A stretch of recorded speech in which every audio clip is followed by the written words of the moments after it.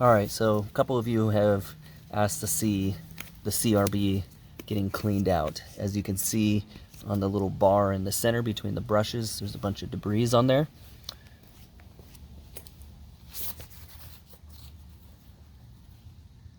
So always pull that off and out first.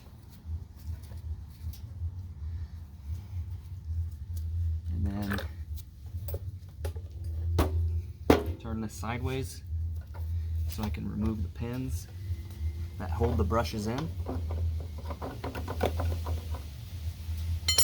Take these out.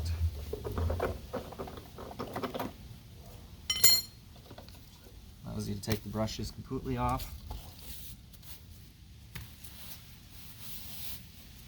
You can see all this stuff builds up in here, so that's when you guys see the kick out, is it builds up in here, and then you hit a certain amount and it'll throw it out, which you can have little canister hook pieces that go on each side to catch it, but I let it drop out because the time it takes to clean those out plus this is probably a little bit longer than it takes to just let it catch in those canisters rather than just on the floor and then vacuuming it up afterwards.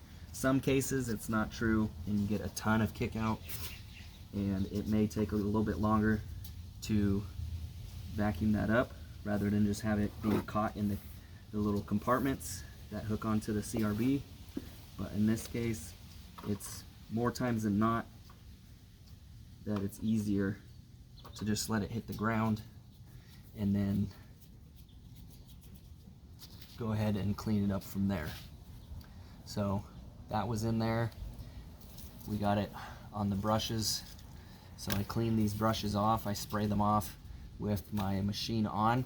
So I don't have it on right now so you guys can better hear me. Hopefully you can hear me all right.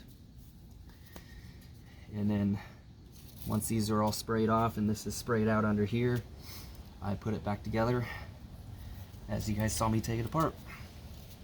So I know some of you have been wanting to see that. I hope that's what you were looking for. But yeah, that gets stuck in there. You got to clean it out after each job.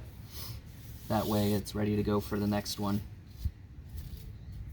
So hopefully you guys enjoyed that. Thank you so much for watching.